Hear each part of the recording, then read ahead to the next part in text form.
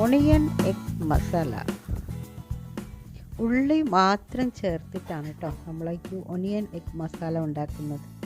സാധാരണ തക്കാളിയൊക്കെ ചേർക്കാറുണ്ട്. നമ്മളിതിൽ അതൊന്നും വേണ്ടാതെ തന്നെ ഉള്ളി മാത്രം ചേർത്തിട്ട്, അതായത് സവാള മാത്രം ചേർത്താണ് അടിപൊളി ഒണിയൻ എഗ് മസാല തയ്യാറാക്കുന്നത്. അപ്പോൾ നമുക്ക് നോക്കാം. അതിനായിട്ട് നമ്മളിവിടെ എടുത്തിട്ടുള്ളത്, ഞാൻ എടുത്തത് 4 മുട്ടയാണ്. നിങ്ങൾ ആവശ്യപ്രകാരം എത്രയാണെന്ന് വെച്ചാൽ എടുത്തോളൂ. 4 മുട്ട നമ്മൾ പുഴുങ്ങി തോട് കളഞ്ഞ് സാധാരണ എടുക്കുന്ന പോലെ എടുത്ത് വയ്ക്കുക. അതിനുശേഷം ഒരു സ്ലൈസർ വെച്ച് സ്ലൈസ് ചെയ്യുകയോ അല്ലെങ്കിൽ കത്തി വെച്ച് ഇതുപോലെ ഒരു അരഭാഗത്തോളം വരഞ്ഞ് വെക്കുക. അത് നമ്മുടെ മസാലകളൊക്കെ പിടിക്കാൻ വേണ്ടിയിട്ടാണ് കേട്ടോ. ചെയ്ത് വയ്ക്കാം. ഇനി നമുക്ക് മസാല തയ്യാറാക്കി തുടങ്ങാം. ഒരു പാനിലേക്ക് കുറച്ച് എണ്ണ ഒഴിക്കുക. വെളിച്ചെണ്ണയാണ് ഞാനിപ്പോൾ ഒഴിച്ചത്. നിങ്ങൾ യൂസ് ചെയ്യുന്ന ഏത് എണ്ണയാണോ അത് ഉപയോഗിക്കുക. ഒരു 1/4 ടീസ്പൂൺ ഉപ്പ്, കുറച്ച് മുളക് പൊടി, കുറച്ച് മഞ്ഞൾപ്പൊടി എന്നിവ ഇട്ട് മുട്ട പുഴുങ്ങി വെച്ചിരിക്കുന്നത് അതിലേക്കിട്ട് ഒന്ന് റോസ്റ്റ് ചെയ്തെടുക്കുക. റോസ്റ്റ് ചെയ്യുന്നത് ഒരു 3 മിനിറ്റോളം മതി, കൂടുതലാവണ്ട. നമുക്ക് ആ മസാലയൊക്കെ അതിലേക്ക് പിടിക്കാൻ വേണ്ടിയിട്ട് മാത്രമാണ് കേട്ടോ നമ്മളിങ്ങനെയൊക്കെ ചെയ്തെടുക്കുന്നത്. ഇത് നമുക്ക് ചപ്പാത്തിക്കോ പൊറോട്ടയ്ക്ക് അതുപോലെ തന്നെ നമ്മുടെ പത്തിരിക്ക്, ഇന്ന് ഞാനിപ്പോൾ പത്തിരിയാണ് ഉണ്ടാക്കിയത്, പത്തിരിക്കോ പുട്ടിനോ എന്ത് വേണമെങ്കിലും നമുക്ക് കൂടെ കഴിക്കാവുന്നതാണ് കേട്ടോ. നല്ല സൂപ്പറാണ്, പെട്ടെന്ന് തയ്യാറാക്കാവുന്ന ഒന്നാണ്. അപ്പോൾ നമ്മൾ റോസ്റ്റ് ചെയ്ത് മാറ്റി വയ്ക്കാൻ പോവുകയാണ്. മുട്ട ഈ ഒരു പാകത്തിലേക്ക് മതി, ഒരുപാട് കരിഞ്ഞു പോകാതെയൊക്കെ നോക്കണം കേട്ടോ.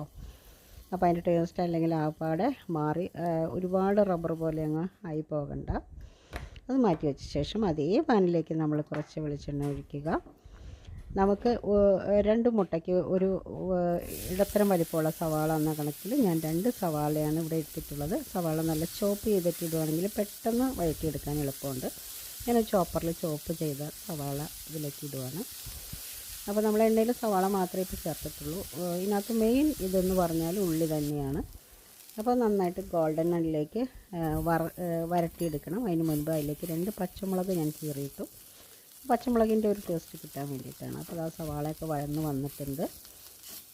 ഇനി നമ്മളിതിലേക്ക് വേണ്ട മസാലകൾ എന്തൊക്കെയാണെന്നുള്ളത് നോക്കാം. ഒരുപാട് മസാലയൊന്നും ഇല്ല കേട്ടോ ഇതിന്. കുറച്ച് കാശ്മീരി ചില്ലിയാണ്, ഒരു 3 ടീസ്പൂൺ കാശ്മീരി ചില്ലി ഞാൻ ചേർത്തിട്ടുണ്ട്. എരിവ് കുറവായിരിക്കും. അതിൻ്റെ കൂടെ 1 ടീസ്പൂൺ മല്ലിപ്പൊടി കുറച്ച് ചേർത്താൽ മതി. 3/4 ടീസ്പൂൺ ആണെങ്കിലും കുഴപ്പമില്ല, മല്ലി മുന്നിൽ നിൽക്കാൻ പാടില്ല. പിന്നെ കുറച്ച് മഞ്ഞൾപ്പൊടിയും കൂടെ ചേർത്തു. എന്നിട്ട് നന്നായിട്ട് ഇതുപോലെ വഴറ്റി കൊടുക്കാം.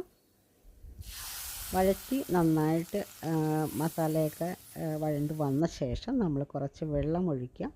വെള്ളം ഒഴിച്ച ശേഷം അതിലേക്ക് അതിനാവശ്യമുള്ള കുറച്ച് ഉപ്പ് ചേർക്കണം. ഗ്രേവിക്ക് ആവശ്യമുള്ള ഉപ്പ്, കുറച്ച് ഗരം മസാല കൂടെ ചേർക്കാം. പിന്നെ പെരിഞ്ജീരകം പൊടിച്ചതും, അത് രണ്ടുമാണ് പിന്നീട് ചേർക്കേണ്ടത്. ഗരം മസാല കുറച്ച് മതി, ഒരു 1/4 ടീസ്പൂണോളം മതി. പെരിഞ്ജീരകം പൊടിച്ചതാണ് കൂടുതലും ഇടേണ്ടത്. പിന്നെ നമ്മൾ വരട്ടി വെച്ചിരിക്കുന്ന മുട്ട കൂടെ അതിനകത്ത് ചേർക്കാം. അപ്പോൾ നമ്മുടെ മുട്ട എഗ് റോസ്റ്റ് ഏകദേശമൊക്കെ ആയി കഴിഞ്ഞിട്ടുണ്ട്. ഈ ഗ്രേവിയുടെ എണ്ണ നന്നായിട്ട് തെളിഞ്ഞ് വരണം, എന്നാൽ മാത്രമേ കേട്ടോ ആ ടേസ്റ്റ് കിട്ടുള്ളൂ. അപ്പോൾ ഞാനിവിടെ രാവിലത്തേക്ക് ഞങ്ങൾക്ക് 2 ആൾക്ക് വേണ്ടിയിട്ടാണ് കേട്ടോ അപ്പോൾ ഈ 4 മുട്ട ചെയ്തിട്ടുള്ളത്. നിങ്ങൾക്ക് കൂടുതൽ ചെയ്യുമ്പോൾ കൂടുതൽ ഗ്രേവിയും അതുപോലെ തന്നെ മുട്ടയുടെ എണ്ണവും കൂടുതൽ എടുത്തോളുക.